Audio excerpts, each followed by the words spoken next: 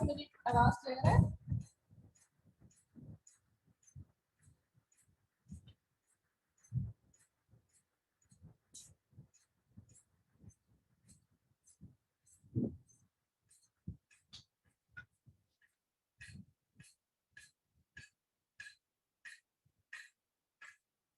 खास आपको मेरी आवाज आ रही है? Yes ma'am. बेटा रिस्पॉन्स भी दिया करो, मुझे समझ लगती है कि आवाज आ रही है, ये ना हो कि यहाँ पे कोई प्रॉब्लम हो। आज बच्चे बड़े कम आए हैं, खैर है। अच्छा, मैंने क्विज का भी आपको बताना था, चलो आ जाते हैं फिर at the end of the class में आपको क्विज का भी बताती हूँ।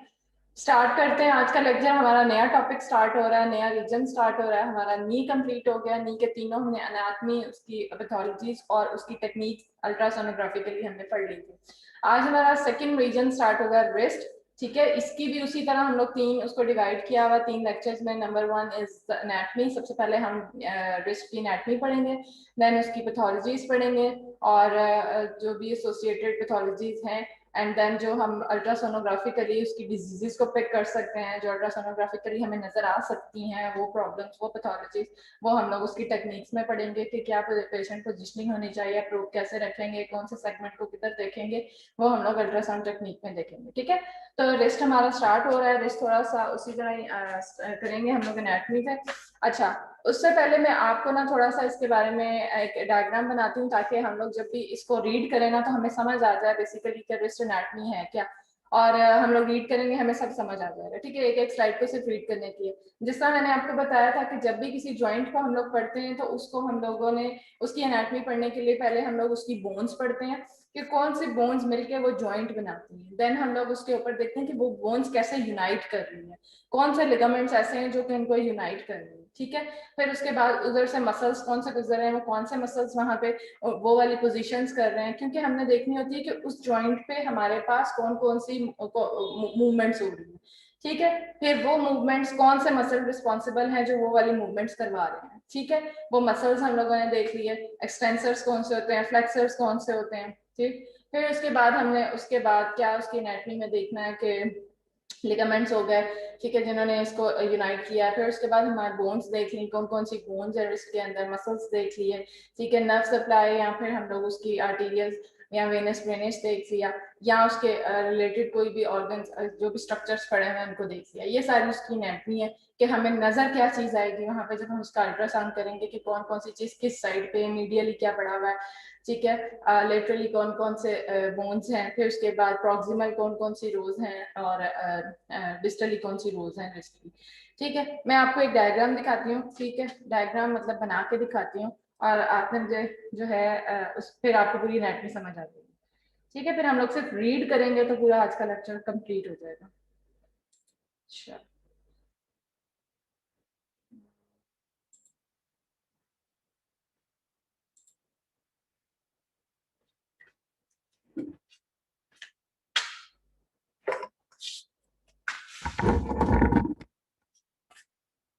ठीक है, बोर्ड क्लियर है आपको?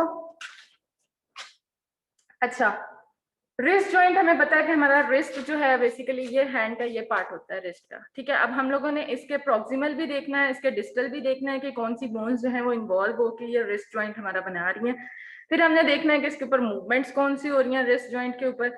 ठीक है, फिर उसके बाद हम लोगों ने इसकी बोन्स पहले देखनी, बोन्स हम लोगों ने फोर आर्म की पहले देखनी है। ठीक है, फोर आर्म के अंदर हमारी दो बोन्स होती हैं, कौन कौन सी होती हैं? एक हमारे पास होती है रेडियस और एक हमारी अल्ना। ठीक है, ये बोन्स आपको पता है ना, फोर आर्म की बोन्स होगी। ठीक, फिर उसके बाद हमारे पास कौन सी बोन्स है, ये फॉर एग्जांपल हमारा रेडियस, अल्ना, ये हमारा रिस्ट जॉइंट है, इसके अंदर मैं बोन्स अभी आपको बना के दिखाऊंगी। ये आगे हमारा है। ठीक हो गया, समझ आ गई? ठीक है, अब ये वाला जो पार्ट है ना बेसिकली हम लोगों ने ये पढ़ना है। अब इसके प्रॉक्सिमल क्या है, इसके डिस्टल क्या है, सबसे पहले हमने इसकी देखनी है कि फोर आर्म में कौन कौन सी बोन्स है। थंब वाली साइड पे हमारी कौन सी बोन होती है? रेडियस। ठीक है, दूसरी जो होती है वो हमारे पास कौन सी होती है? अल्ना। ठीक हो गया, फिर हमारे पास यहाँ पे कार्पल बोन्स होती हैं जो कि दो रोज बनाती हैं। ठीक है, एक ये वाली रो, एक ये वाली रो। ठीक है, एक प्रॉक्सिमल और एक डिस्टल रो। ठीक, यहाँ पे हमारे पास 8 बोन्स होती हैं छोटी छोटी सी, 1 2 3 4, फिर 5 6 7 और 8। ठीक, ये जो रोज है ये बोन्स को किस तरह याद करते हैं मैं आपको बताती हूँ। देन हमारे पास ये कार्पल बोन्स है। देन हमारे पास हैंड के ऊपर जो है मेटाकार्पल्स और फेलेंजेस स्टार्ट हो जाती है। ठीक है, तो बेसिकली हमारे पास ये रीजन है जिनको हम लोगों ने पढ़ना है। ठीक, हमने देख लिया कि फोर आर्म में हमारे पास रेडियस है जो कि थंब वाली साइड पे है, अल्ना है जो कि इस साइड पे है। ठीक है, और ये हमारे पास 8 बोन्स है। अब इनके नेम्स क्या हैं? ये है स्केफॉइड, ल्यूनेट। वैसे मैं आपको नेम बताती हूँ पहले, फिर आपने कैसे इसको याद करना है वो भी बताती हूँ। Scaphoid, lunate, ट्राइक्यूट्रल, pisiform, trapezium, trapezoid, हैमेट और कैपिटेट। ठीक है, फिर हमारे पास अगर इनको याद करें तो ना हम लोगों ने अपने दौर में ना हमारी एक एनाटॉमी की टीचर होती थी, उन्होंने याद करवाया था कि रिस्ट की बोन्स को जब भी याद करना ना एक सेंटेंस याद कर लो और उसके फर्स्ट वर्ड से जो है ना उसका बोन का नेम स्टार्ट हो जाएगा। वो सेंटेंस आप लोग लिख लो कहीं पे। वो था कि she looks too pretty, try to catch her. ठीक है, she look to pretty, try to catch her. She scaphoid, look L से, lunate, too triquetral, pisiform P से, प्रिटी। ठीक है, तो ये सेंटेंस याद कर लो, she look to pretty, try to catch her. ठीक हो गया, तो उसके जो पहला पहला वर्ड है ना उससे आपको सारी बोन्स के नेम याद हो जाएंगे, कि सीक्वेंस याद हो जाएगा किसके बाद कौन सा हमारे पास बोन्स आ रही है। ठीक है, तो पहली जो हमारे पास प्रॉक्सिमल है रो, उसके अंदर 4 बोन्स, स्केफॉइड जो कि हमारी बोन्स है किस साइड पे, इधर रेडियस के साथ, और ये थंब वाली साइड पे है। ठीक है, और इस तरफ जो हमारी अल्ना वाली साइड पे लास्ट बोन होगी वो पिसिफॉर्म होगी। ठीक है, इसी तरह ट्रेपीजियम, ट्रेपेजॉइड, कैपिटेट और हैमेट। ठीक है, ये हमारे पास जो है 8 बोन्स है रिस्ट की। ये आपने पहले इनके नेम्स याद करने हैं और उसके बाद जो है ना आप लोगों ने इनके किस तरह याद करना है वो रट्टा मार लो, जो सेंटेंस मैंने बताया उसका फर्स्ट वर्ड याद कर लो। एनाटॉमी हमेशा यूं ही याद की जाती है। ठीक है, फिर हम लोगों ने इन बोन्स को देख लिया कि अल्ना और रेडियस जो है वो हमारे पास किस तरह की है, वो उनकी शेप देख ली कि कौन सी जो है वो बेस से ब्रॉड होती है। जो अल्ना होती है, सॉरी रेडियस होती है जो थंब वाली साइड पे होती है, उसकी बेस जो होती है ना वो ब्रॉड होती है। ठीक है, और अल्ना की थोड़ी सी कम होती है उससे। ठीक है, तो ज्यादा जो पार्ट है वो रेडियस का इन कार्पल बोन्स के साथ अटैच होता है। ठीक है, क्योंकि उसकी बेस ब्रॉड है। ठीक है, इसी तरह वो ऊपर जो है अल्लाह के साथ अटैच होती है, अल्लाह की जो हेड है ना वो ब्रॉड होती है। ठीक, ये इसकी शाफ्ट होगी, ये ऊपर जो है वो हमारे पास ज्वाइंट बना रहा है। ठीक है, ये वाली से बोन्स है। फिर उसके बाद हम लोगों ने लिगामेंट्स देखने हैं। फिर हमने उसके बाद लिगामेंट्स देखने हैं, कौन से लिगामेंट्स हैं जो इन बोन्स को जो है वो यूनाइट कर रहे हैं। ठीक, वो हम आगे पढ़ेंगे। जिस तरह हम लोगों ने नी के अंदर कोलैटरल लिगामेंट्स पढ़े थे ना, जो साइड्स पे होते हैं, जो साइड्स पे हम लोगों को इसको यूनाइट कर रहे होते हैं, इसी तरह यहाँ पे भी 2 कोलैटरल लिगामेंट होते हैं। एक इस साइड पे होगा, एक इस साइड पे। रेडियस वाली साइड पे होगा रेडियल कोलैटरल लिगामेंट, अल्नर वाली साइड पे होगा अल्नर कोलैटरल लिगामेंट। ठीक है, ये तो दोनों साइड्स पे हो गया। नी के अंदर आगे और पीछे, एंटीरियर और पोस्टीरियर साइड पे जो था वो हमारे पास जो लिगामेंट्स थे, जो एंटीरियर और पोस्टीरियर जो पोजीशन उसकी स्टेबिलिटी थी उसको उसके लिए वहां पे यूज हो रहे थे। इसी तरह यहाँ पे भी एंटीरियर और पोस्टीरियर हमारे पास लिगामेंट्स हैं। वो कौन से हैं? एक पार्मर साइड और एक डॉर्सल साइड पे। ठीक है, जो पार्मर साइड पे होगा वो पार्मर लिगामेंट होगा, और जो डॉर्सल साइड पे होगा वो डॉर्सल हमारे पास लिगामेंट होगा। ठीक है, तो चारों साइड पे, ऊपर पार्मर, ये डॉर्सल साइड, ये पार्मर साइड, ये दोनों साइड्स पे रेडियस और अल्ना कोलैटरल लिगामेंट्स हो गए। ठीक है, बोन्स हमने देख ली, कोलैटरल लिगामेंट्स हमने देख लिए। ठीक है, अब हम इनको सिर्फ रीड करेंगे, आपको इतनी इधर तक समझ आ जाएगी। फिर उसके बाद हम मूवमेंट्स देखेंगे कि हमारे रिस्ट के ऊपर कौन कौन सी मूवमेंट हो रही है। ये फ्लेक्शन है, ये एक्सटेंशन है। ठीक है, एडक्शन, एबडक्शन, डेविएशन। ठीक है, सर्कमस्टेंसेस, जितनी भी हमारे पास जो मूवमेंट है उनको देखेंगे, और उसके बाद जो फ्लेक्शन एक्सटेंशन जो भी करवा रहे हैं मसल्स, वो हम लोग एक्सटेंसर मसल्स, फ्लेक्सर मसल्स हैं वो देख लेंगे। ठीक हो गया? हाँ जी, लिगामेंट पूरा बेसिक बता दें। क्या बता दो? लिगामेंट लिगामेंट्स मैंने 2 बताए हैं, एक तो कोलेटरल साइड्स पे हैं। ठीक है, दोनों साइड्स पे जो यूं करके इनको बता रहे हैं, तो वो साइड के नाम पे, उसी नाम पे वो कोलेटरल लिगामेंट है। रेडियल साइड पे जो है रेडियस बोन है ना इस तरह, तो रेडियल कोलेटरल लिगामेंट, और अल्नर साइड पे जो है वो अल्नर कोलेटरल लिगामेंट। ठीक है, दूसरा हमारे पास ऊपर और नीचे, जिस तरह नी के अंदर क्रूशिएट लिगामेंट है ना, एंटीरियर क्रूशिएट और पोस्टीरियर क्रूशिएट, इसी तरह इसके भी एंटीरियर और पोस्टीरियर, और इसके एंटीरियर पोस्टीरियर हमारे पास एक पार्मर साइड है रिस्ट की और एक डॉर्सल साइड है। ठीक है, 2 तो साइड्स वाले हो गए ना लिगामेंट कोलैटरल, एक हमारे पार्मर साइड वाला लिगामेंट पार्मर लिगामेंट हो गया और एक डॉर्सल लिगामेंट हो गया। ठीक है, कुछ रेटिनैकुलम्स हैं। रेटिनैकुलम्स हम लोगों ने पढ़े थे, बैंड की तरह होते हैं यूं करके। ठीक है। एक पामर रेटिनेकुलम और एक डॉर्सल रेटिनेकुलम, वो भी हमारे जितने भी टेंडन्स हैं उनको स्टेबल करता है, वहां पे उनको हेल्प करता है कि वो इधर उधर डिस्प्लेस ना हो जाए। ठीक है, ये हम लोग अब वन बाय वन ये सारी चीजें हमने एनाटॉमी में, रिस्ट की एनाटॉमी में पढ़ ली, बोन्स देख ली, लिगामेंट्स देख ली। अब जरा इनको ना रीड करते हैं, 20-25 तो स्लाइड जैसे ही सिर्फ रीडिंग करने में आपको ये बोन्स की समझ आ जाएगी। ठीक है, एक मिनट में पंखा चला लूं।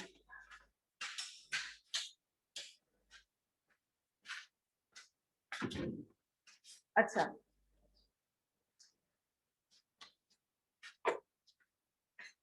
ठीक है। अब आप इस पिक्चर में देखो तो ये इसकी सारी बोन्स हैं जो कि इन्वॉल्व हो रही हैं, ये रिस्ट जॉइंट बना रही है। ये हमारे पास जो थंब वाली साइड पे बड़ी वाली बोन है जिसकी शाफ्ट ब्रॉड है और इसका जो बेस है वो ब्रॉड है, वो कौन सी है? वो रेडियस। थंब वाली साइड पे रेडियस, दूसरी साइड पे अल्ना। ठीक है, ये फोरआर्म की बोन्स होती है, ये एल्बो दोनों ऊपर बना रही है, दो जॉइंट।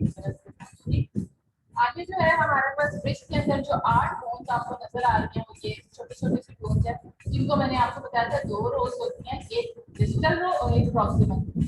ठीक है, जो रेडियस वाली साइड है ना, यहाँ से हम स्टार्ट करते हैं नंबर 1 बोन से, स्केफॉइड, ल्यूनेट। आपने 8 के नाम याद कर लेने हैं और फिर उसका सीक्वेंस जो है ना, वो जिस तरह मैंने आपको सेंटेंस बताया था, she look to pretty try to catch.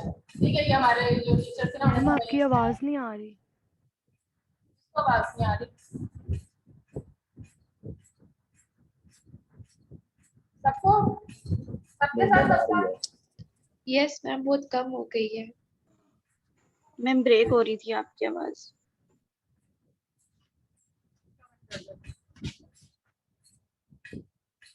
ठीक है, क्लियर हुआ? कुछ पंखे की इतनी ज्यादा वो आवाज है। अब क्लियर हुआ आवाज? पंखा मैंने बंद कर दिया। Yes yes ma'am. अच्छा, ठीक है, तो वो 8 की बोन्स के नाम आपने याद करने हैं। रिस्ट के अंदर प्रॉक्सिमल रो कौन सी है और डिस्टल रो कौन सी है? प्रॉक्सिमल हम स्टार्ट करेंगे रेडियस से, सबसे पहले स्केफॉइड, ल्यूनेट, ट्राइक्यूट्रल, फिसिफॉर्म।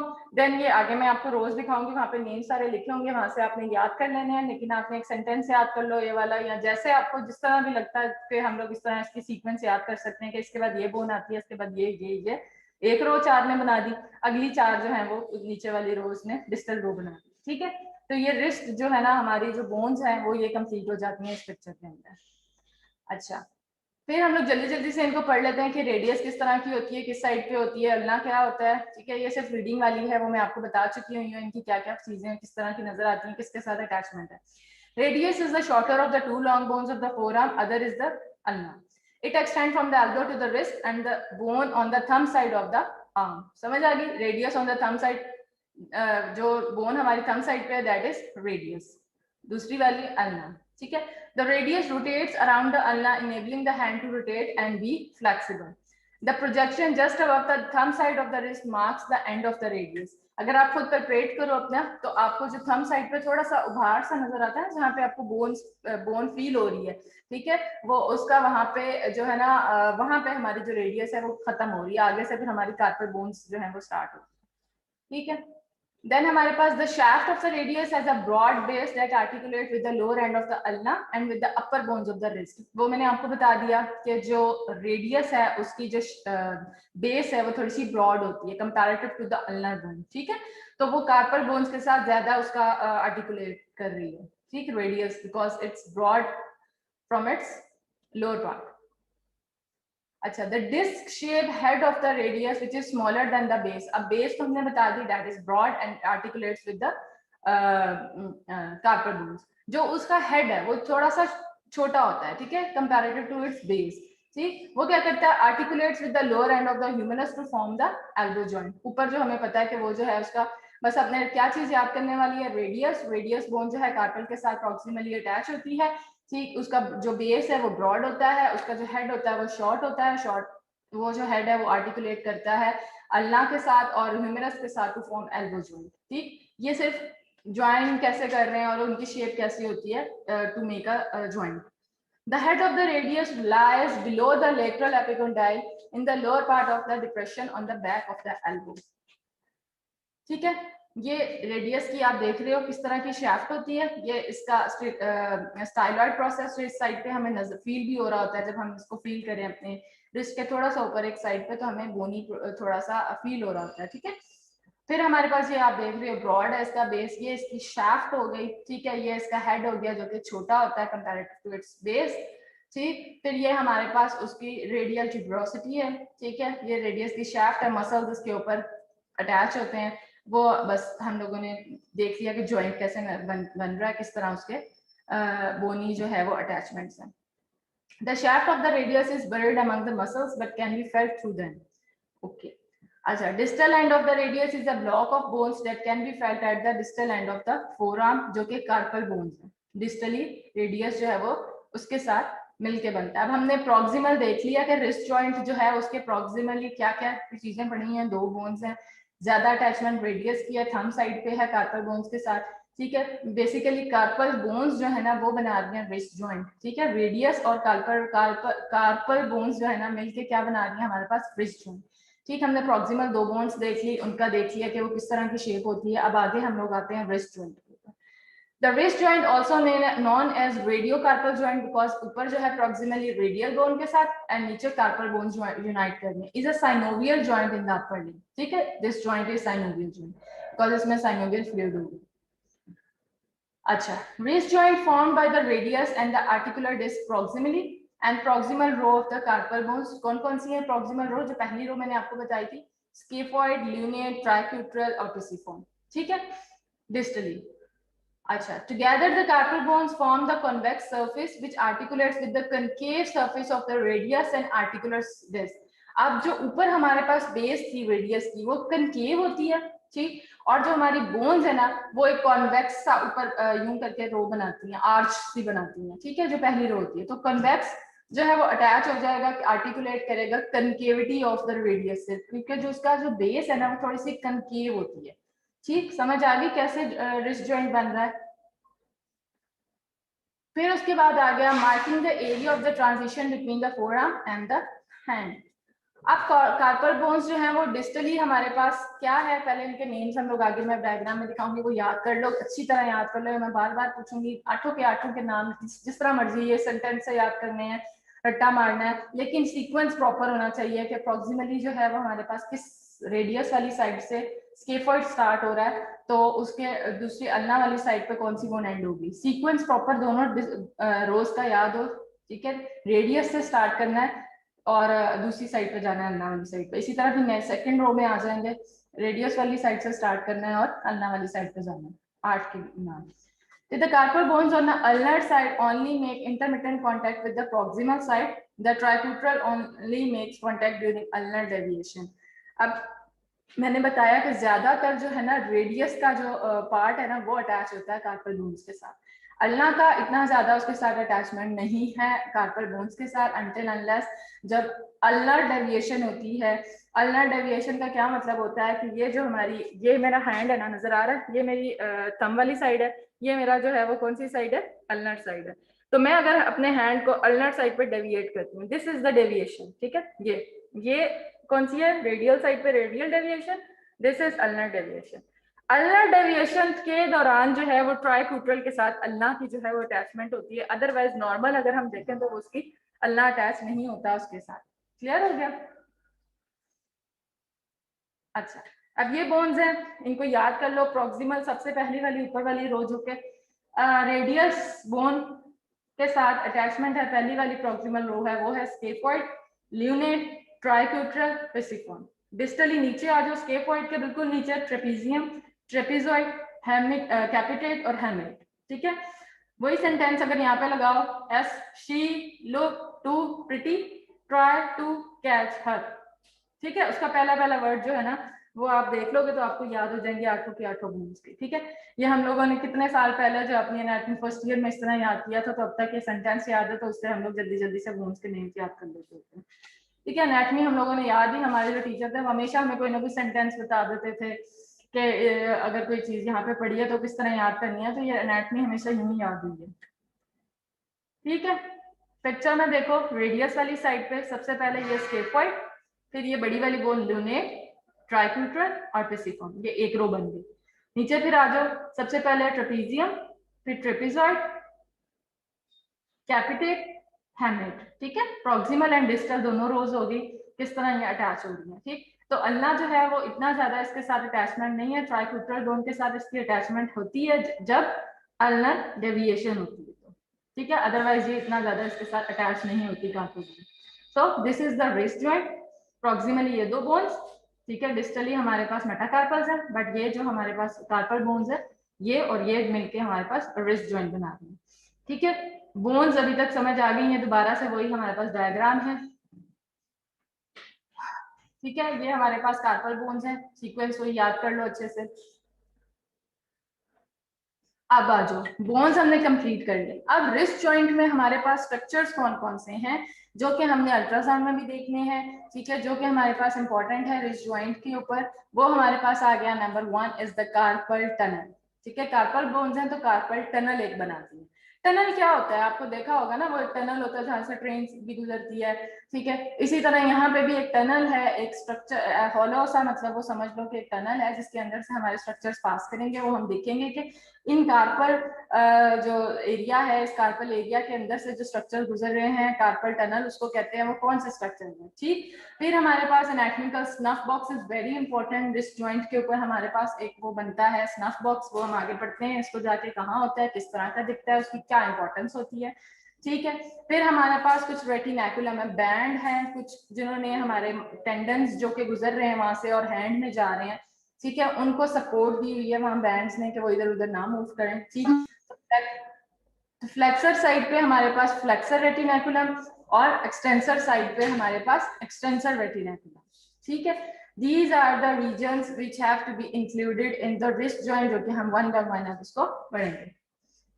अच्छा, on the palmar side of the carpal bones form the carpal tunnel through which some of the flexor tendons passes in the tendon sheath that enable them to slide back and forth through the narrow passageway, ठीक है। अब tunnel क्या होता है, एक narrow सा passage होता है, ठीक है, उसके अंदर से कुछ स्ट्रक्चर्स गुजर रहे हैं। ये जो कार्पल टनल है ये पामर साइड पे होता है, ठीक है, हमारी रिस्ट के जो अंदर वाला हिस्सा है पामर साइड है, उस साइड पे एक हमारे पास टनल होता है जिसके अंदर से फ्लेक्सर्स जितने टेंडन्स हैं वो पास करते हैं, ठीक है।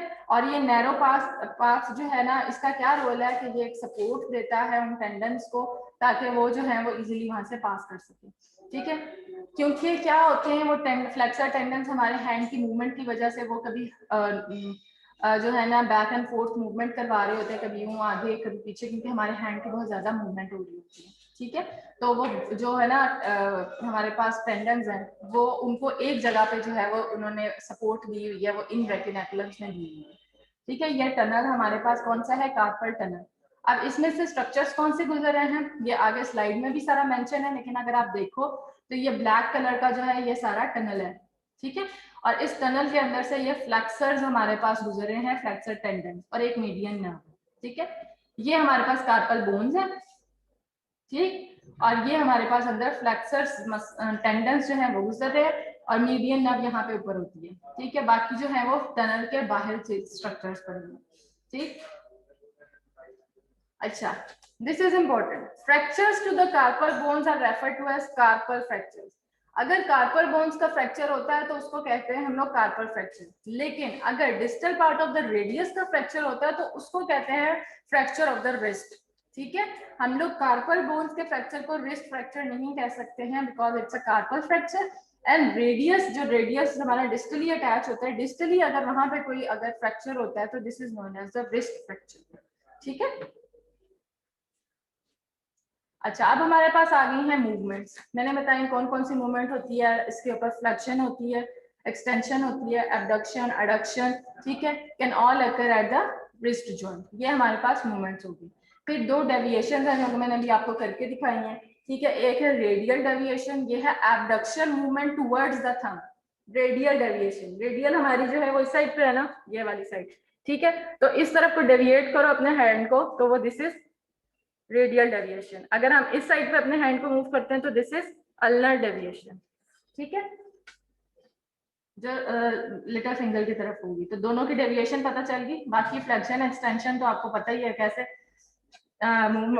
ये फ्लेक्शन ये एक्सटेंशन, ठीक है, एबडक्शन और एडक्शन, ठीक है। फिर हमारे पास डेविएशन है। All the movements of the wrist are perform by the muscles, we all know, ठीक है। कुछ हमारे पास फ्लेक्सर्स हैं, कुछ हमारे पास एक्सटेंसर्स हैं। फ्लेक्सर्स मसल्स जो है ना वो पामर साइड पे होती है, ठीक है, और जो एक्सटेंसर मसल्स है वो हमारे डॉर्सल साइड पे होती है, क्लियर, बस इतना याद रखो। Movement in the plane of the hand. These movement take place through a transverse axis passing through the capitate bone, ठीक है। अब ये मूवमेंट जो है वो एक्सिस बताया हुआ है कि उनका इस एक्सिस में जो है मूव कर रहे होते हैं। Palmar flexion is the most powerful of these movement, ठीक है, क्योंकि ये देख रहे हो अगर आप इस मूवमेंट को देखें तो ये मूवमेंट ज्यादा होती है फ्लेक्शन की as compare to the extension. तो फ्लेक्शन जो है वो more powerful movement at the wrist joint. Muscles को सिर्फ हम लोग जल्दी जल्दी से देख लेते हैं कौन कौन से मसल्स हैं। जो हमारे पामर साइड पे, वोलर साइड जिसे कहते हैं, जो पामर साइड पे हमारे पास है वो हमारे पास फ्लेक्सर्स मसल्स होते हैं, और रेटिनेकुलम जो उस साइड पे लगा होगा that is known as flexor retinaculum, which also defines the carpal tunnel of the wrist, ठीक है। फिर हमारे पास क्या हो गया, stretching from the pisiform bone and hook of the hamate. अब ये रेटिनेकुलम का अटैचमेंट बताया हुआ है कि पामर साइड के ऊपर ये रेटिनेकुलम जो कि बैंड, फॉर एग्जांपल ये है ना यूं करके बैंड यहाँ पे अटैच होता है, ठीक है, ये पामर साइड के ऊपर अटैच है। तो ये किस तरह अटैच, एक इस साइड से अटैच होगा, एक इस साइड से ना। तो हमारे पास यहाँ पे कार्पल बोन्स हैं, कार्पल बोन्स के जो इस साइड पे दो ऊपर और नीचे वाली बोन होंगी उसके साथ अटैच करेगा अल्नर साइड पे, और रेडियल साइड पे जो हमारे पास बोन्स हैं उनके साथ अटैच करेगा इस साइड के ऊपर, ठीक है। तो हमारे पास क्या बोन्स है अल्नर साइड पे, एक हो गई stretching from the pisiform bone and the hook of the hamate, ठीक है। ऊपर पिसिफॉर्म एंड वाली थी और नीचे जो थी हैमेड एंड वाली थी अल्नर साइड पे, ठीक है।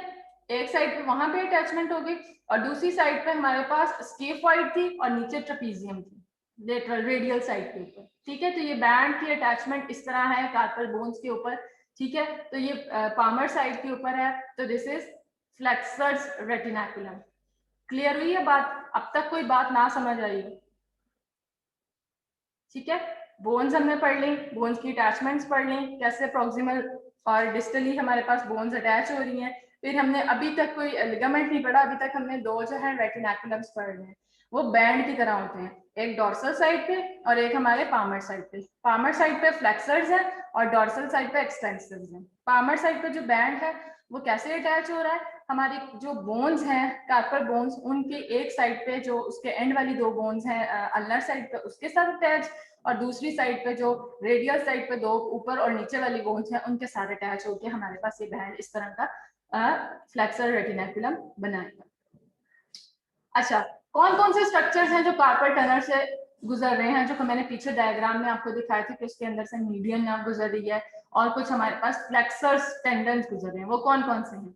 4 tendons of flexor digitorum superficial and 4 tendons of flexor digitorum profundus, फिर फ्लेक्सर पॉलिसिस लॉन्गस और मीडियन नर्व, ठीक। ये जो स्ट्रक्चर्स हैं these are running between the carpal tunnel. ये आपने 4 फ्लेक्सर्स याद कर लिए, 4 flexors, 4 tendons of the flexor digitorum superficial और 4 tendons of the flexor digitorum profundus। एक हमारे पास flexor pollicis longus और हमारे पास एक मीडियन है। ये आज स्ट्रक्चर बस ये 4 याद कर लो, कार्पल टनल से कौन से स्ट्रक्चर गुजर रहे हैं, ठीक है। दोबारा से वो पिक्चर आ गई, ठीक। ये 4 हमारे पास flexor digitorum tendons और 4 हमारे पास flexors जो है वो कौन सा है टेंडन डिजिटोरम सुपरफिशियलिस, ठीक है। और एक हमारे पास ये आ गया फ्लेक्सर पॉलिसिस लॉन्गस। यूं याद कर लो, 4 ये ऊपर नीचे, और एक साइड पे हमारे पास फ्लेक्सर पॉलिसिस लॉन्गस और ये हमारे पास मीडियन नर्व, ठीक है। So these are the structures जो कि हमारे कार्पल टनल से गुजर रहे हैं। और ये किस साइड पे होता है? फ्लेक्सर साइड्स पे। फ्लेक्सर साइड पे हमारे पास कौन कौन से फ्लेक्सर टेंडन्स गुजर रहे हैं, इस वजह से कार्पल टनल के अंदर से वही फ्लेक्सर्स गुजर रहे हैं। मीडियन नर्व इसमें बड़ी इंपॉर्टेंट है। Median nerve passes through the carpal tunnel on the radial side of the superficial row of the flexor tendon. Flexor tendons traverse the carpal tunnel, inserts at the base of the phalanges. इस picture में अगर आप देखो तो this is the median nerve that is present superficially to the flexor tendons, ठीक है। और इस साइड पे है रेडियस साइड पे मीडियन नर्व, ठीक। These tendons remain closely applied to the phalanges by the series of annular pulleys located at the interphalangeal joint. Palm और flexors कौन कौन से हैं जो मैंने अभी आपको बताए हैं? 4 हमारे पास कौन से थे? Flexor digitorum superficialis, flexor digitorum profundis, flexor कार्पा अल्नारिस। ये जो है ना, इनके नाम याद करने में याद कर लो, लेकिन इंपॉर्टेंट वही है कि कार्पल टनल में से कौन से स्ट्रक्चर्स गुजर रहे हैं, वो इंपॉर्टेंट है। ठीक है, फ्लेक्शन क्या है? Produce mainly by the flexor कार्पा अल्नारिस, flexor कार्पा radialis with assistance from the, ये सिर्फ नाम याद करने वाले हैं कि फ्लेक्शन कौन से करा रहे हैं और एक्सटेंशन कौन से करा रहे हैं। इंपॉर्टेंट क्या है? कार्पल टनल के स्ट्रक्चर्स। ठीक है, किस साइड पे होता है? फ्लेक्सर साइड पे। एक्सटेंसर्स कौन से होते हैं? डॉर्सल साइड पे। और वो कौन से मसल्स हैं? ये टेंडन्स है। ये सारी लिस्ट है एक्सटेंसर्स की है, ये आप याद कर लो। ठीक है, एक्सटेंशन कौन सी मूवमेंट होती है जो कि हमारे हैंड को ऊपर की तरफ को इस तरह एक्सटेंड करती है, तो दिस इज एक्सटेंशन। और वो मेनली कौन से टेंडन्स हैं, कौन से मसल्स हमारे करवा रहे हैं? Produce mainly by the extensor carpi radialis longus and Brevis. ठीक है, याद करने की जरूरत नहीं, याद करने वाली ये कंपार्टमेंट्स है। ठीक है, पार्मर साइड अभी तक समझ आ गई है? हम लोग पार्मर साइड को पढ़ रहे थे। पार्मर साइड पे हमारे पास कार्पल टनल है और फ्लेक्सर रेटिनेकुलम है। फ्लेक्सर रेटिनेकुलम कैसे बोन्स के साथ अटैच हुआ था? ठीक है, और कार्पल टनल के अंदर से जो फ्लेक्सर्स हमारे पास गुजर रहे थे, 4 कौन कौन से थे वो, और एक हमारे पास फ्लेक्सर लॉन्गस जो था वो गुजर रहा है, और एक हमारे पास सुपरफिशियली कौन सी नर्व है? मीडियन नर्व है। So these are the structures जो कि कार्पल टनल से गुजर रहे हैं। ये अभी तक हमने फ्लेक्सर साइड, हमने पार्मर साइड पढ़ ली। अब हम आ जाते हैं डॉर्सल ऑफ द रिस्ट। ठीक है, डॉर्सम साइड कौन सी होगी? ये हमारी जो ऊपर वाली साइड है वो हमारे पास डॉर्सम है, ये वाली। ठीक है, ये है इनकी। ठीक है, तो इसके अंदर जो है हम लोगों ने एक्सटेंसर्स मसल्स हैं सारे, वहां पे फ्लेक्सर्स थे, यहाँ पे एक्सटेंसर्स है। इन एक्सटेंसर्स को हमने जो है वो 6 कंपार्टमेंट्स में डिवाइड कर लिया। ठीक है, ये इंपॉर्टेंट है। पीछे फ्लेक्सर्स मसल या एक्सटेंसर मसल याद मत करो। ठीक है, हमें पता है कि कार्पल टनल से क्या गुजरा है, बस वो इंपॉर्टेंट है। फ्लेक्सर्स क्या होते हैं, एक्सटेंसर्स क्या होते हैं, किस साइड पे होते हैं। ओके, ठीक। अब डॉर्सल साइड के ऊपर हमारे पास ये जो एक्सटेंसर मसल्स हैं, इनके कितने कंपार्टमेंट्स होते हैं? 6 कंपार्टमेंट्स होते हैं। ये अगर आप देखो तो 1 2 3 4 एंड 5 6। ठीक, अल्नर साइड पे हमारे पास 2 कंपार्टमेंट और रेडियल साइड पे हमारे पास 4 कंपार्टमेंट। इनके मसल्स आपने याद करने हैं। ठीक है, अब ये लिखे हुए हैं नाम इनके। ठीक है, आगे स्लाइड्स में भी लिखा हुआ है कि कंपार्टमेंट 1 में कौन से हैं, 2 में, 3 में, 4 एंड 5। ये आपने याद करनी। याद करने वाली चीजें मैं आपको बताती रहती हूँ। कार्पल टनल की चीजें याद कर लो, कार्पल बोन्स याद कर लो, उनके अटैचमेंट्स याद कर लो, मूवमेंट्स पता है आपको कौन कौन सी रिस्ट पे होती हैं। देन हमारे पास डॉर्सल साइड पे कितने कंपार्टमेंट्स होते हैं? 6 कंपार्टमेंट्स, और उन कंपार्टमेंट में मसल्स कौन से, ये अब तक ये याद करना है। ठीक है, ये हमारे पास कंपार्टमेंट्स आ गए, और अब इनको हम लोग 1 बाय 1 जो है वो पढ़ते हैं। अच्छा, डॉर्सम ऑफ द रिस्ट। अब डॉर्सम ऑफ द रिस्ट के ऊपर हमारे पास पता है हमें कौन सा रेटिनेकुलम होगा? Extensor retinaculum containing a synovial sheath for the tendons covered by extensor retinaculum passing obliquely across dorsal surface of the wrist. ठीक, हमने वो पढ़ लिया रेटिनेकुलम, जो कि हमारी डॉर्सल साइड पे है, जो कि एक्सटेंसर है। ठीक है, दूसरी साइड पे हमारे पास। अच्छा, दिस इज इंपॉर्टेंट। अब the most important palpable landmark on the dorsal aspect of the wrist is the tubercle of Lister. Dorsal side पे हमें एक उभार सा फील होता है, बोनी सा, वो हमारे पास क्या है? This is known as the tubercle of Lister, जो कि डॉर्सल ट्यूबरकल जिसको कहलाते हैं, which serve as a pulley for the extensor pollicis longest tendon. ये अगर आप देखो तो यहाँ पे अगर आपको फील होता है ये, ठीक है, यहाँ पे फील हो रहा है, सबको फील हो रहा होगा, सब अपना अपना पेट को, एक बोनी सी प्रोजेक्शन सी है डॉर्सल साइड के ऊपर, बाहर की तरफ का उभार सा है। So this tubercle is known as tubercle of Lister, और उसका क्या रोल है? वो एक पुली का काम करता है। एक्सटेंसर पॉलिसिस लॉन्गेस्ट जो टेंडन है इसके ऊपर से गुजर रहा होता है, तो ये पुली का काम यहाँ पे कर रहा होता है। So important palpable landmark on the dorsal side क्या कहलाता है? Tubercle of Lister, MCQ. ठीक है, अच्छा, अब कंपार्टमेंट्स के सिर्फ नाम याद करने हैं। 2 मसल्स 1 कंपार्टमेंट में है।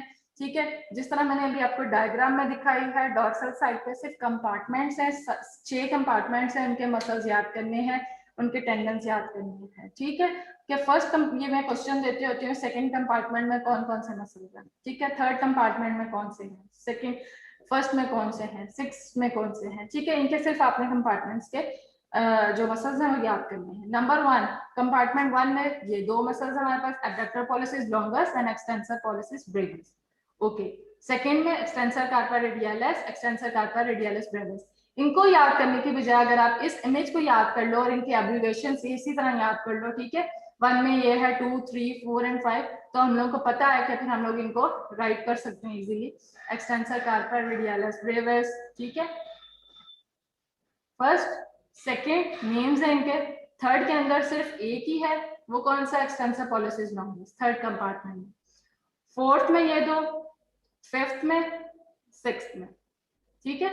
तो ये हमारे पास हो गया सारे के सारे एक्सटेंसर सेल। समझ आ गई अब तक की बोन्स पढ़ ली, दोनों रेटिनैकुलम्स पढ़ लिया, फ्लेक्सर्स भी और एक्सटेंसर्स भी। फ्लेक्सर साइड पे हमारे पास कार्पल टनल है जिसके अंदर से फ्लेक्सर टेंडन गुजर रहे हैं, मीडियन नर्व गुजर रही है। एक्सटेंसर साइड पे, डोर्सल साइड पे हमारे पास एक्सटेंसर रेटिनैकुलम है एंड उसके अंदर जो है उसके जो डोर्सल साइड पे है हमारे पास 6 कंपार्टमेंट्स है जहां से एक्सटेंसर टेंडन गुजर रहे हैं, और वो 6 कंपार्टमेंट्स के मसल्स हमने देख लिया, वो याद कर लिए। क्लियर अब तक? अब आ जाओ मूवमेंट्स, अल्नर एब्डक्शन। अब छोड़ दो ये, सिर्फ आपको मूवमेंट्स का पता होना चाहिए कि ये जो मूवमेंट है कौन से मसल्स जो है ये करवा रहे हैं, याद करने हैं, याद कर लो, लेकिन इतने ज्यादा आप लोगों के लिए ये इंपॉर्टेंट नहीं है, ठीक है। अल्नर एडक्शन, एडक्शन, एब्डक्शन, ये सारे जो मसल्स हमने पढ़ लिए हैं ना, टेंडन, एक्सटेंसर्स भी और फ्लेक्सर्स भी, ये मूवमेंट करवा रहे हैं। सिर्फ एब्डक्शन सिर्फ आपकी नॉलेज के लिए रीडिंग वाली ये चीज है। फिर हमारे पास दो मूवमेंट और होती हैं, that is the supination and pronation. ऊपर की तरफ को पाम है, ठीक है, तो दिस इज सुपिनेशन। नीचे की तरफ को पाम हो गई तो this is pronation. Neutral position किसको कहते हैं? Neutral position of the wrist where the wrist is in the straight alignment with the forearm, no flexion, no extension, radial और ulnar deviation, कोई movement नहीं है, straight इसकी जो है ना alignment होती है, और इसको हम shake hand movement भी कहते हैं, जिस तरह हम हाथ क्या कहते हैं ना shake hand position बनाते हैं ना जब, तो वो neutral हमारी जो position होती है इसको neutral position भी कहते हैं, ठीक है। तो इसके अंदर कोई movement, कोई supination, कोई pronation, कोई और deviation नहीं होती। कोई बोला? ठीक है, तो this is the neutral position.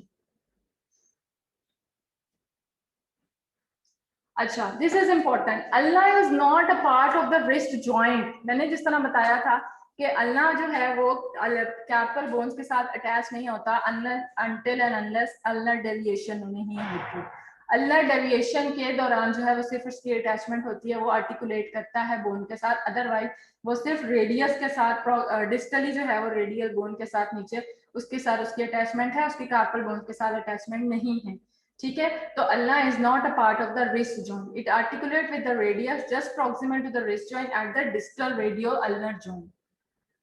It is prevented from the articulating with the carpal bones by the fibrocartilaginous ligament called the articular discs. अब आ जाओ लिगामेंट्स के ऊपर। इस जॉइंट को लिगामेंट्स जिस तरह मैंने 4 तो बता दिए हैं, 2 तो हमारे पास कोलेटरल है और 2 हमारे पास हम आ गए कार्पल और फ्लेक्सर रेटिनैकुलम और एक्सटेंसर रेटिनैकुलम आ गए, ठीक है। तो इनको हम जल्दी जल्दी से रीड कर लेते हैं कि हमारे रिस्ट को जो है वो स्टेबल कौन से लिगामेंट्स कर रहे हैं। The joint capsule and ligament contribute to the stability of the wrist. कौन कौन से ligament? There are 4 ligaments in the wrist, 1 for each side of the joint, ठीक है। ऊपर और नीचे आ गए पार्मर और डॉर्सल, ठीक है। पार्मर जो पार्मर साइड पे आ गए, palmar radiocarpal ligament is formed on the carpal palmar anterior side of the hand. It passes from the radius to both rows of the carpal bone. कोई मुश्किल नहीं। डॉर्सल साइड पे फिर हम लोग देख लेंगे।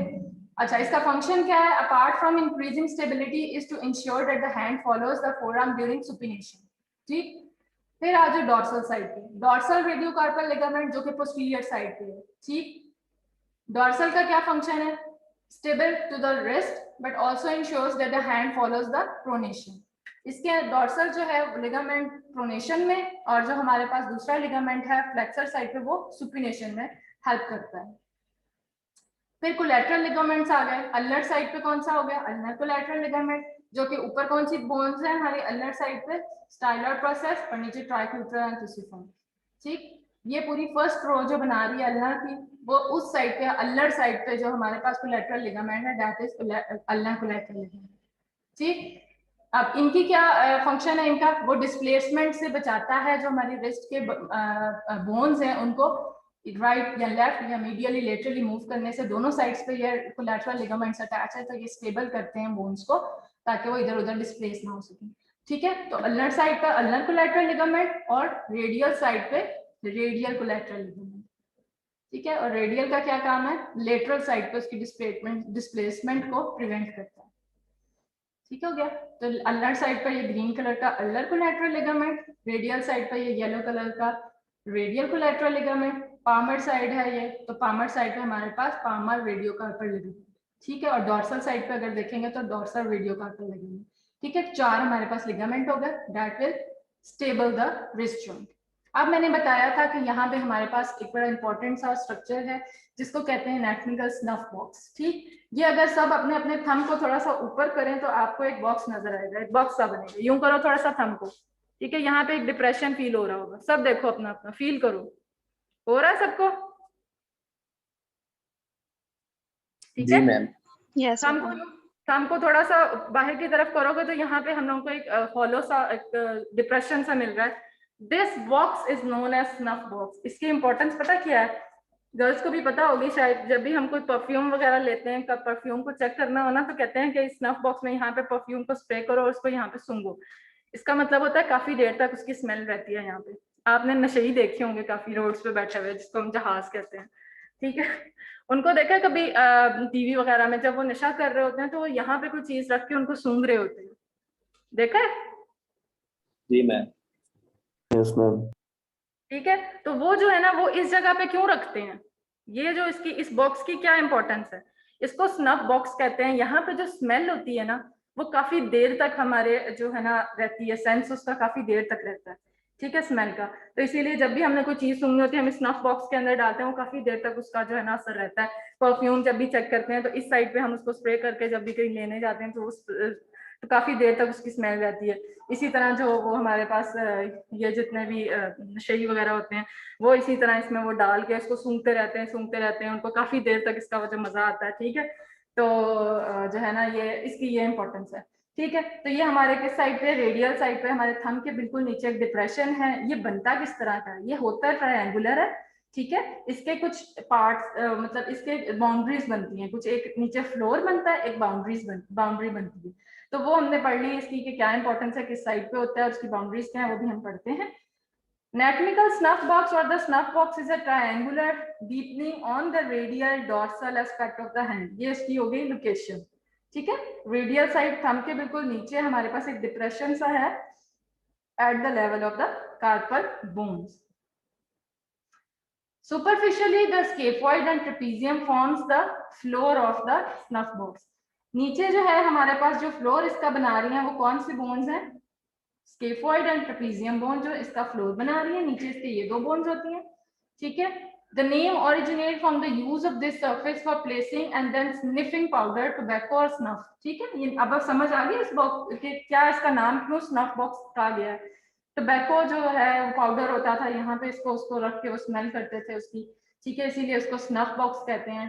ठीक है, पाउडर को यहाँ पे इसको प्लेस करके जो है उससे उसका नाम निकला है स्नफ बॉक्स। ठीक है, ये वाला अगर हम थंब को थोड़ा सा बाहर की तरफ को करते हैं ना, यहाँ पे हमें डिप्रेशन सा मिलता है, this is known as snuff box.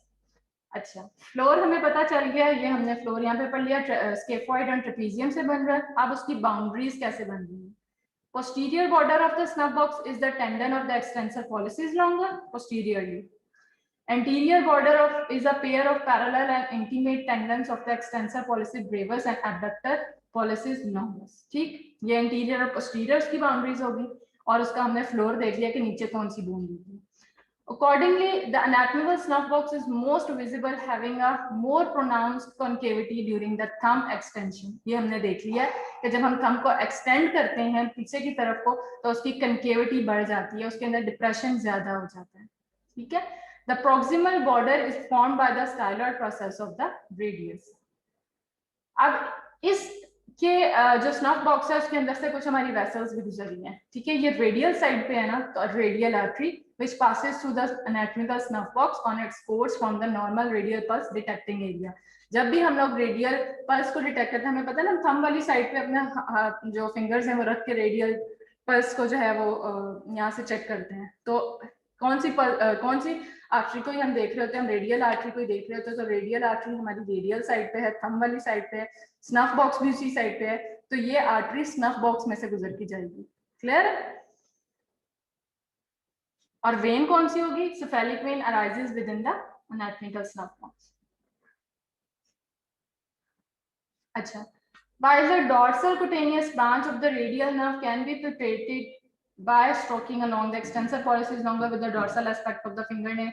ठीक है, आगे जो है ना उसके कुछ इंपॉर्टेंस बता दिए क्लिनिकली, ये आप बस रीडिंग कर लो। ये 5-6 जो आगे स्लाइड्स रह गई हैं। these two bones form the fracture of the, कौन कौन सी बोन्स हैं जो इंपॉर्टेंट थे? वो स्नफ बॉक्स था, ठीक है, पीछे जो मैंने चीजें बता दी हैं वो इंपॉर्टेंट थी।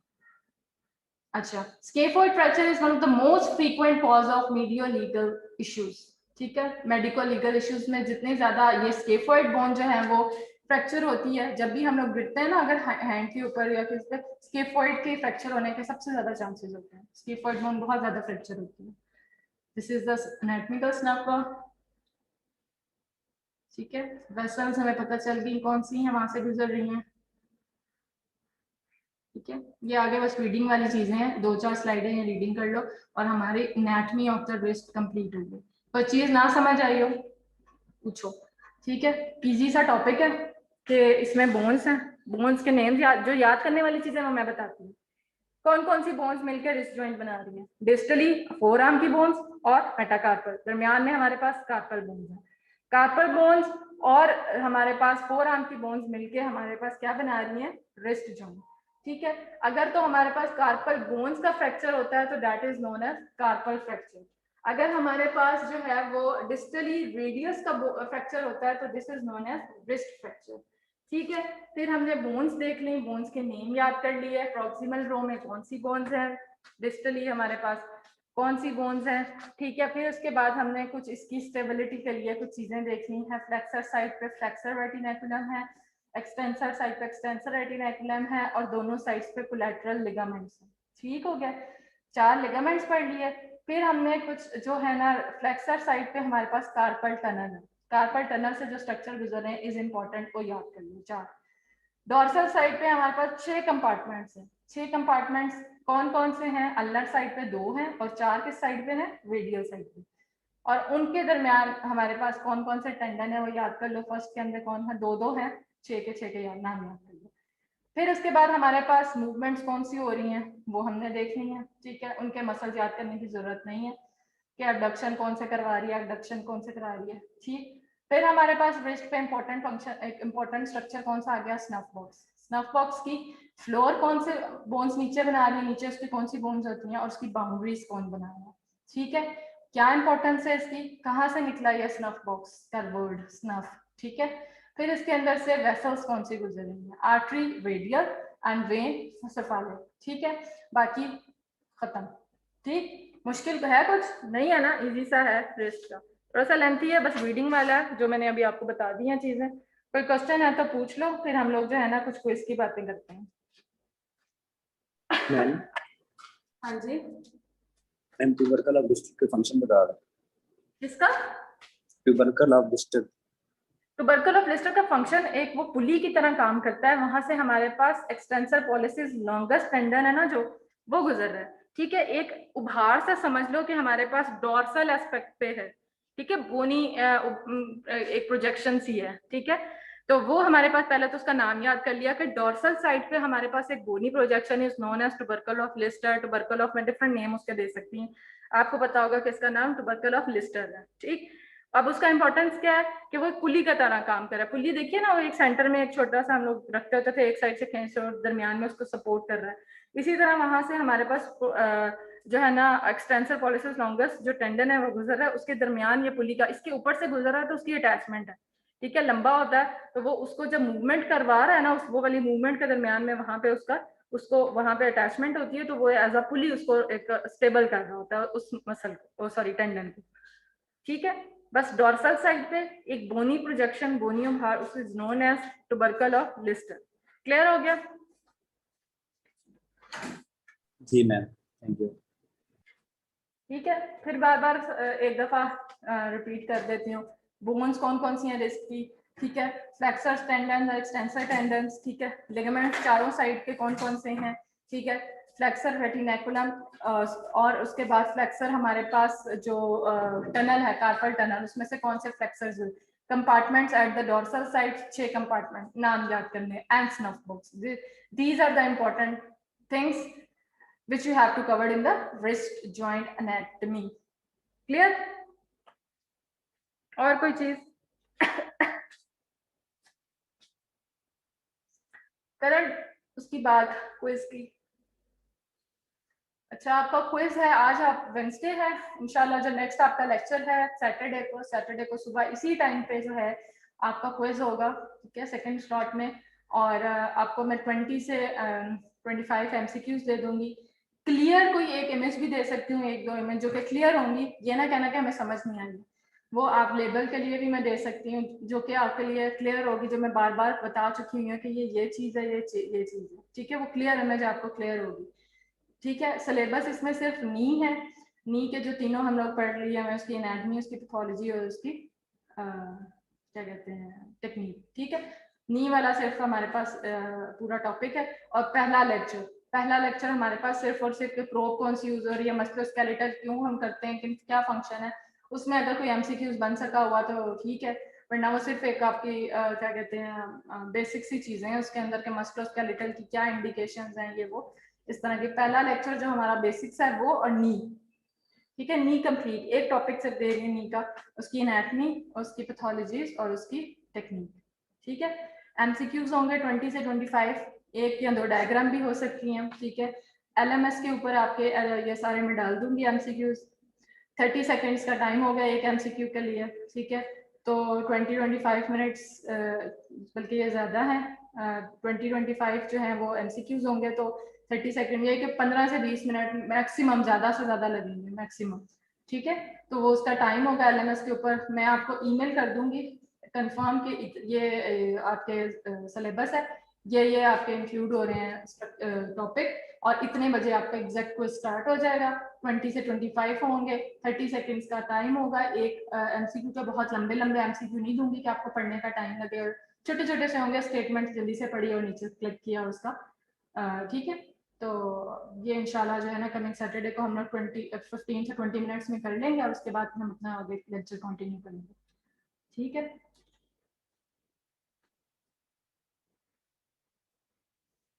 बाकी आप शुरू में पढ़ तो चुके हो, रिस्ट हमने कंप्लीट कर लिया है। मैंने आपको जिस तरह बताया था, आपके क्लास पार्टिसिपेशन के मार्क्स भी मैंने लगाने शुरू करने हैं, तो नेक्स्ट वीक से जो है ना एक या दो आप पढ़ तो चुके होगा नहीं अच्छी तरह से, तो कुछ क्वेश्चंस में आपको इन क्लास जो है ना प्रीवियसली कोई भी क्वेश्चन जो है एक दो से पूछ लिया, एक दो क्वेश्चन इसी तरह, साथ में मैं मार्क्स आपके क्लास पार्टिसिपेशन के लगाती रहूंगी, ठीक है। फिर आपके 3 जो रीजन ये जब कंप्लीट हो जाएंगे ना, रिस्ट पूरा हो जाएगा और शोल्डर पूरा हो जाएगा, देन आपने मुझे असाइनमेंट जो है अपनी सबमिट करवानी है। तीनों की एक एक टेबल बनेगा बड़ा सा, ठीक है, एक डेढ़ पेज का वो टेक्निक्स का, ठीक है। उसमें आपने क्या करना है कि आपने सबसे पहले उसकी देखनी है कि कैसे हम लोगों ने प्रोब रखी, उसमें स्ट्रक्चर्स कौन से नजर आ रहे हैं, पेशेंट पोजीशनिंग जो कि मैंने लास्ट लेक्चर में आपको डिफाइन किया था, ठीक है। फिर हम जब ये 3 टॉपिक कंप्लीट हो जाएंगे तब आप मुझे असाइनमेंट सबमिट करा देना। जब कंप्लीट हो जाएंगे मैं आपको डेट अनाउंस कर दूंगी कि 2 डेज के बाद या 3 डेज के बाद आपने, जब शोल्डर भी पूरा कंप्लीट हो जाएगा, अपना सबमिट करवा दो असाइनमेंट, ठीक है। साथ के साथ बनाते रहोगे तो मसला नहीं होगा।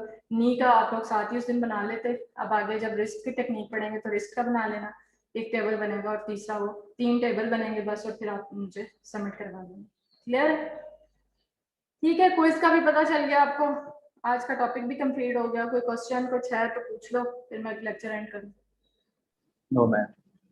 ठीक है, गुड, शाबाश, अच्छे बच्चे हो गए। अब पढ़ के आना अच्छे से। टाइम कम नहीं है क्या मैम, टाइम कम बता रही हैं आप क्विज के लिए।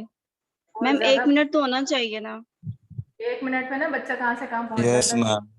बड़ा चीटिंग के मैम चांसेस। मैम ये टाइम बहुत मैम कम कुछ है। भी हो जाता है, इंटरनेट का भी टाइम इशू आ बढ़ा दे। जाता है, हर बच्चा चीटिंग। नहीं मैम चलो, फर्स्ट क्विज भी है ना। सेकंड बढ़ा दे। कोई बहाना नहीं, चुप करके ना आप पेपर दो, चलो। मैम ओवरऑल टाइम, मैम ये ओवरऑल टाइम बहाना बोलना नहीं है मैम, टाइम बहुत 30 हाँ। सेकंड। मैम आपने प्रीवियस लेबलिंग भी देनी है तो उसमें भी तो सोचने में टाइम लगता है ना। मैं 30 बता रही हूँ, seconds छोटी छोटी सी स्टेटमेंट्स होंगी, टाइम नहीं लगेगा, 5 सेकंड के अंदर आपने पूरी पढ़ लेनी है, ठीक है। 1 2 3 4 5 मैम 5 आपको भी तो पता है ना एलएमएस का बहुत स्लो होता है।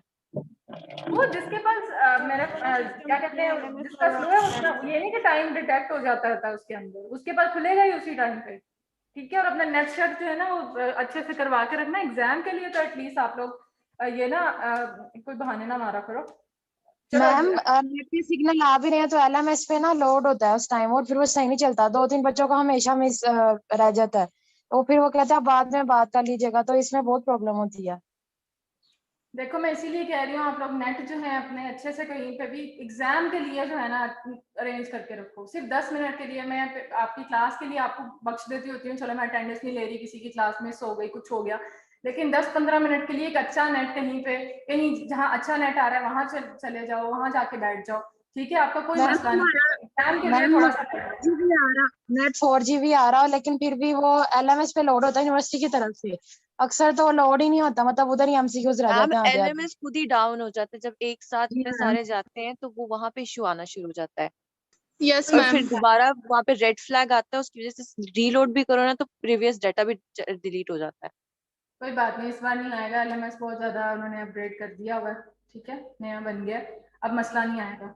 तो मुझे कोई बहाना नहीं चाहिए, अब एग्जाम के लिए ना तुम लोग चुप करके एग्जाम दो, अच्छा सा नेट अपने पास अवेलेबल रखो, और जो है क्विज दो, ठीक है। अब मुझे भी तो असेसमेंट लेनी है कि नहीं लेनी है कि मैं बैठी रहूँ, असेसमेंट्स आपकी इतनी ज्यादा पड़ी हुई है, ठीक है। तो मैम आप असेसमेंट दें, लेकिन रिक्वेस्ट करेंगे थोड़ा टाइम बढ़ा दें, क्या कर दूं?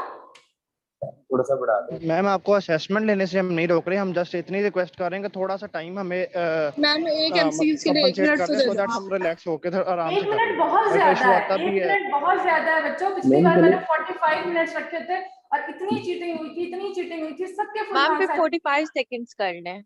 मैं बता रही हूँ मैंने मैम 45 किए थे 45 और बच्चे एक दूसरे को वो एमसीक्यूज भेज रहे हैं, एक साइड 1 मिनट के अंदर अंदर एक दूसरे के वो जो है ना उन्होंने सही चीटिंग, फुल मार्क्स आए हुए थे सबके, जिनका मुझे पता है कि जो बच्चे पढ़ने वाले हैं उनके मुझे पता चल जाता है इनके मार्क्स ये वाकई जो है ना वो मैंने आप लोगों को पहले भी पढ़ाया है।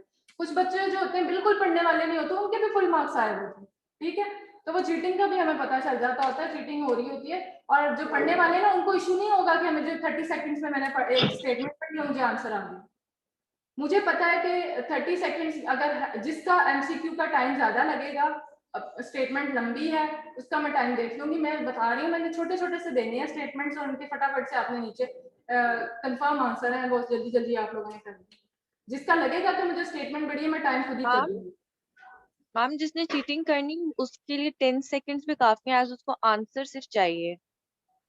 उसको आंसर नहीं चाहिए, वो क्या करता होता है, जिसका आपके पास 10 सेकंड्स होंगे ना, वो सिर्फ इतना पढ़ेगा और उसको नीचे स्टेटमेंट में जिसके 10 सेकंड्स हो जाएंगे, ठीक है। उसको इतना टाइम मैम नहीं मिलेगा, जिसको हमने आता होगा वो देखा सिर्फ हुआ है ना स्टेटमेंट पढ़ेगा। इसलिए। जिसने स्टेटमेंट पढ़ी और साथ ही आंसर लिख दिया तो बस खत्म, उसके तो 10 सेकंड्स ही बहुत है। जिसने करनी है वो बैठा रहेगा पूरे 40 सेकंड्स के लिए। मैम कभी कभी भूल जाता है ना, तो उसके लिए सोचना भी पड़ता है। चलो ठीक है, मैं 40 सेकंड्स कर देती हूँ, 30 नहीं, लेकिन 40 भी बहुत ज्यादा है, लेकिन मैं 40 कर रही हूँ इसको। Okay ma'am, thank you. ठीक है 40 सेकंड्स हो जाएंगे आपके, लेकिन छोटी छोटी सी स्टेटमेंट से 10 सेकंड्स के अंदर आप लोग कर सकते हो, ठीक है। Okay ma'am. और इसके बाद मुझे कोई बहाना नहीं मिले कि मेरा नेट नहीं चल रहा था, मेरा जिसके जितने मार्क्स आए उतने ही वहां पे अपलोड होंगे, साथ के साथ वो ऑटो चेकिंग होती है।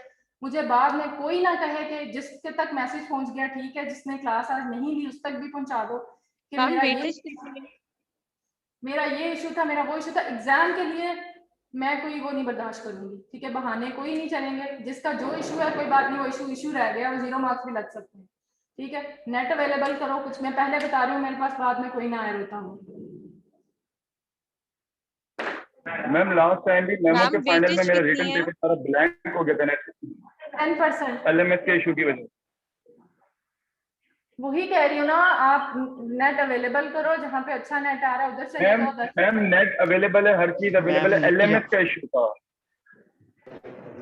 मैम हर टाइम पे नेट का इशू नहीं होता, जब एलएमएस की सर्वर डाउन होगा तो जगह ऑब्वियसली आप बात है, नेट तो गूगल पे मर्जी कर होगा, लें। नेट फ्लैग आ जाएगा। पहला सिर्फ तुम लोगों की क्लास है जिनको इतने इश्यू है, मैं बाकी क्लास को भी पढ़ा रही हूँ ना, नहीं चूचा की। मैम कल रेडिएशन साइंटिस्ट का क्विज था, तो वो क्या कहते हैं गूगल डॉक्स पे था। वैसे भी तुम लोगों की ना क्लासेस शुरू होने वाली है थोड़ा टाइम तक, कल पता चला है ना यूनिवर्सिटी ओपन हो रही है। मैम हम तो चाहते हैं कैंपस ऑन कैंपस क्लासेस हों। तैयारी पकड़ो और वापस आओ तुम लोग, जितने इधर उधर वाले हो ना, तैयारी पकड़ो तुम मैम लोग। एलएमएस की जगह पे गूगल डॉक्स पे कर लें। Yes ma'am. मैम 7 से खुल रही है कि 27 से? टीवी में तो बताया कल 27 बोल रहे हैं, लेकिन अभी यूनिवर्सिटी की तरफ से कोई ईमेल नहीं आई है। यूनिवर्सिटी की तरफ से भी पता चलेगा तो है, लेकिन फिर भी तैयारी पकड़ो क्योंकि स्कूल्स तो खुल रहे हैं 7 से और यूनिवर्सिटीज का भी इन्हीं के दिनों में खुल जाने हैं। तो जो जो आउट ऑफ स्टेशन गए हैं वापस पकड़े अपनी तैयारी, और नहीं तो फिर मैं कहती हूँ इधर आके मैंने सबको बुला के ना यहाँ पे ले लेना। यहाँ पे सारा नेट भी अच्छा चलता है, एलएमएस भी सही चलता है। मैम ऑन कैंपस कर लें, कोई भी अच्छी बात है, ऑन कैंपस सही रहेगा।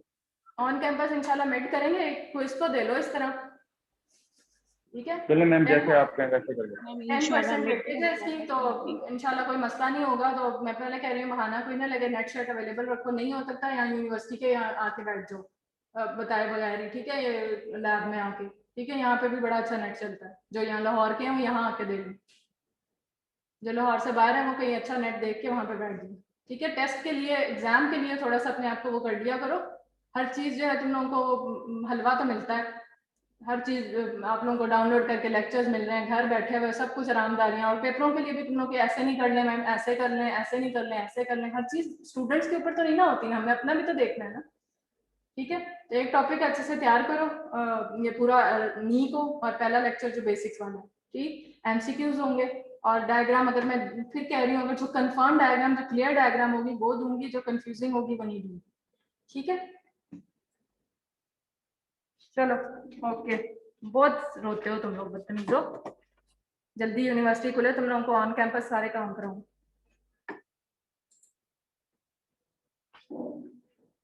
चलो ठीक है, ओके, अल्लाह हाफिज। अल्लाह हाफिज मैम।